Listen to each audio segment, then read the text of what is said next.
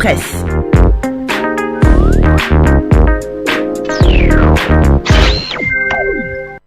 Bonjour, des sujets multiples et variés évoqués par les quotidiens ce jeudi matin. Le journal Solo revient sur la répartition de l'aide à la presse par le ministre de la Communication, le CEDEPS, qui annonce saisir l'OFNAC, qualifiant de cette distribution inique du Fonds d'appui et de développement de la presse. Selon les patrons de presse, les procédures sont discriminatoires et inégalitaires. Détournement de fonds conçus pour la presse privée au profit des structures qui doivent être financées par l'État du Sénégal. Le CEDEPS va saisir l'OFNAC et la justice renchérit Les Échos. En raison, la répartition de l'aide à la presse 2025 est inégale. En conférence de presse hier, le quotidien Vox Populi nous informe que ces patrons de presse ont dénoncé un détournement de finalité, une rupture d'égalité manifeste. Le Conseil des diffuseurs et éditeurs de la presse du Sénégal appelle à un sursaut institutionnel fondé sur la transparence, l'équité et la primauté du droit. Le CEDEPS saisit donc à nouveau la justice.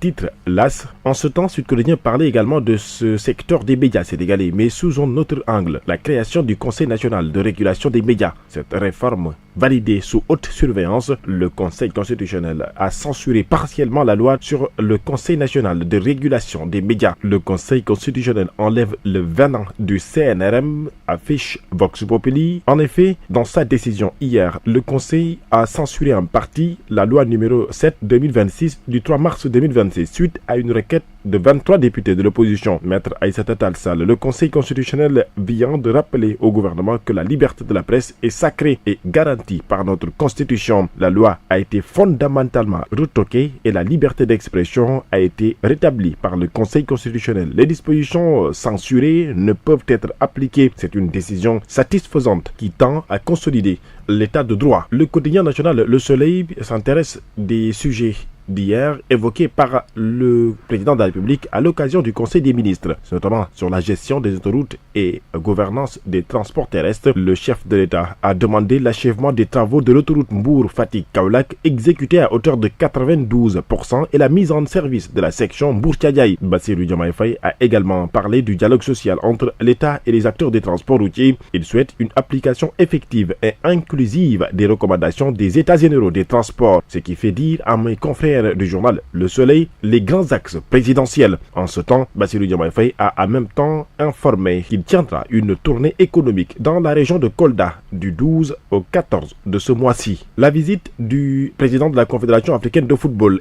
est aussi à la une des quotidiens. Solo revient sur une question essentielle qui est véritablement le champion d'Afrique pour l'édition 2025, le Sénégal ou le Maroc? Une question posée à Patrick Motsepe qui a répondu « J'ai remis la médaille d'or à Sadio Mané et à Kalidou Koulibaly ». En revanche, le patron du football africain dit devoir respecter les lois et les règlements. Patrick Motsepe entre deux chaises, renchérit Les Échos. Motsepe à Dakar est quatrième mi-temps de la finale de la CAN. En attendant le verdict final du tribunal arbitral du sport, il joue la carte de la diplomatie. Il se rendra effectivement ensuite ce jeudi au Maroc. Record parle de la Ligue des Champions avec la défaite de Barcelone face à l'Atlético Madrid au Camp Nou et le Paris Saint-Germain qui prend une option d'avance pour la qualification en demi-finale grâce à sa victoire face aux Reds de Liverpool. Réumi Sport parle de Aliou Cissé, l'ancien coach de l'équipe nationale du Sénégal, récemment coach de l'équipe de foot de la Libye. Aliou Cissé quitte les Chevaliers de la Méditerranée, dit le journal Réumi, puisqu'il est resté 8 mois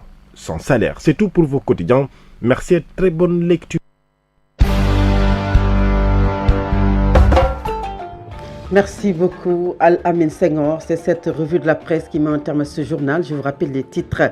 Les premières dames Marie-Khone Faye et Absa Faye ont procédé hier au lancement de la Fondation nationale Sénégal solidaire lors de la cérémonie de pose de la première pierre du Centre national de dépistage des cancers à l'hôpital d'Al Jam de Guédiawaye. À cette occasion, Marie-Khone Faye a insisté sur l'importance de la solidarité tout en revenant sur les missions et les ambitions de cette nouvelle fondation dédiée au social et à la santé Vous l'avez entendu dans ce journal. Et puis le CEDEPS qui fustige les modalités de distribution du Fonds d'appui au développement de la presse. À cette occasion, Maïmouna Ndour Faye a annoncé le dépôt d'une plainte contre le ministre de la Communication, des Télécommunications et du Numérique, Aliou Sall, à l'OFNAC et devant les tribunaux. Au même moment, le Conseil constitutionnel du Sénégal valide l'essentiel de la loi sur le Conseil national de régulation des médias, tout en censurant des mesures jugées aléatoires à la liberté de la presse et paralysie. Également dans le secteur de la santé, le collectif Andegessem est en grève de 112 heures depuis hier. Le collectif entend accentuer la pression sur l'État pour obtenir le respect des accords conclus avec les travailleurs de la santé. Vous avez entendu l'un de ses secrétaires généraux dans cette édition. Et puis l'Inter, le sport et la revue de la presse ont mis un terme à cette édition. Merci à Baba Edara et merci également à Mohamed Thiam qui ont assuré la mise en onde. Fatou Abdoundiaye était à la présentation de cette édition. Dans une poignée de secondes, je serai en compagnie d'Elhaji Mansour Diop, d'Elhaji Ahmed Aïdara pour commenter l'actualité du jour. Merci d'avoir suivi. Restez à l'écoute de Solo Média, la force d'un groupe, la clarté d'une vision. Merci, à tout à l'heure.